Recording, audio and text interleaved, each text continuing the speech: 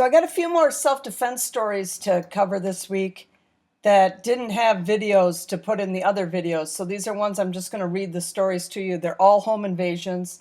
And I think covering the home invasion ones are very important for people to see that people are protecting themselves in their homes. And this one is suspected burglar shot and killed by resident in Camden County. And Camden County is in Missouri. A resident shot and killed a suspected burglar in Camden County on Wednesday morning. According to the Camden County Sheriff's Office, at 3 a.m., Camden County Communications received a 911 call from a resident on North Highway 7 for a burglary in progress. The caller said they shot one of the burglars and another burglar drove off northbound in an unknown vehicle. Deputies arrived and EMS gave the suspect medical treatment. However, the suspect was pronounced dead at the scene. The sheriff's office says that there's no active threat, and deputies and detectives remained on the scene of the investigation. So this is the kind of stuff we need to see more of. They shot the burglar. It doesn't sound like the burglar died. Oh, the other burglar, the second of the two burglars, did not die. He got away. The first one was shot and killed. If people that do this stuff see that breaking into somebody's home will result in effect, a death sentence, they might think twice about it, because the judicial system isn't going to do anything to these guys. This guy that got off, he's probably going to get away with it. The guy that went away or that escaped. He'll probably get away with it. They'll probably never catch him because the other guy's dead and isn't going to be able to rat him out. But the only way is for these guys to learn that they can't just break into houses. There will be a consequence. And if the consequence has to come from the homeowner, then the consequence has to come from the homeowner. So then we move on to, this is a 76-year-old homeowner, shoots an alleged trespasser in Fort Worth. So this is an older guy shooting. An altercation early Monday led to Fort Worth homeowner shooting a man who allegedly trespassing on his property. Officers responded shortly before 3:30 a.m. to a house in the 2600 block of Museum Way near Picasso Drive. So again, this is another one really early in the morning. The 76-year-old homeowner told police a man came onto his property and assaulted him, so he shot him. According to a news release, the 27-year-old man who was shot was taken to the hospital with a non-life-threatening injury. Police said the younger man threw a rock at the homeowner and the homeowner shot the man in the leg. No arrest has been announced on this case. The investigation is ongoing. So a rock can be considered a deadly weapon. This guy was well within his right to shoot this guy, and he didn't shoot him to kill him. He shot him in the leg. He shot him just enough to let him know that, look, you don't belong here. You need to go away.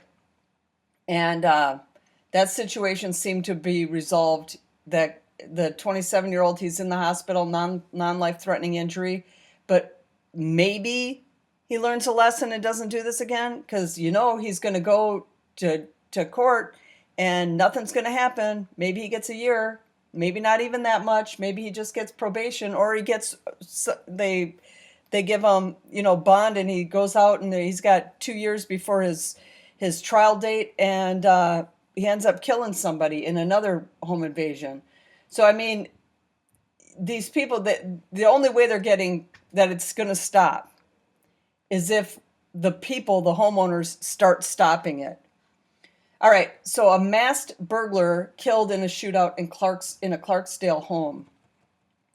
This is Clarksdale, Mississippi. Police in Clarksdale are investigating a fatal shooting that happened Monday evening. An officer spotted a vehicle speeding with flashing lights just after 9:30 p.m. The driver of the vehicle drove to the hospital, dropped off a gunshot wound victim, and drove off. Officers determined the shooting happened at a home on Home Street. A masked man entered the home to burglarize it. The suspected burglar fired at least 2 shots, injuring the homeowner. The homeowner suffered injuries that are non-life-threatening. The homeowner's brother returned fire, killing the masked man. So again, this one happened at 9:30. The second one was 3:30, and the first one happened at 3 a.m. So the first two were 3 a.m., and this one happened at 9:30 p.m., which, you wouldn't even consider really late at night. And this burglar, started shooting at the guy. So the homeowner's brother returning fire and killing him is well justified. And again, this is the only way this stuff stops, is if people are protecting themselves. And two of these, somebody died in, and the second one, nobody died, but the people, these burglars need to learn that if they're breaking into these houses, people are armed inside, and if they go in, they're risking their life. Because there's no death sentence for this with the judicial system. There's no 10 years for this. This kind of stuff, they hardly get any sentence anymore. And the trial is set so late, if they even have one, is set so far off in the future, they get bond and they're out for years after. And to these guys that do this stuff, they don't even think that far down the line. They're just thinking what's right in front of them. So those are three home invasions that I just wanted to cover for you this week. And I'll try to get more of the home invasions because I feel these are the most important of the self-defense ones to cover, because if somebody comes into your house, that act will affect you for the rest of your life. And you got to live with that. And the only way we can stop these things from happening to people, because there are a lot of people that won't be able to protect themselves, that they have to just let it happen. Whatever's going to happen, they have to just let it happen because they're going to not be able to protect themselves. So an elderly, a smaller woman, a child, they're not going to be able to protect themselves. So these stories need to get out there so that people know people are protecting themselves.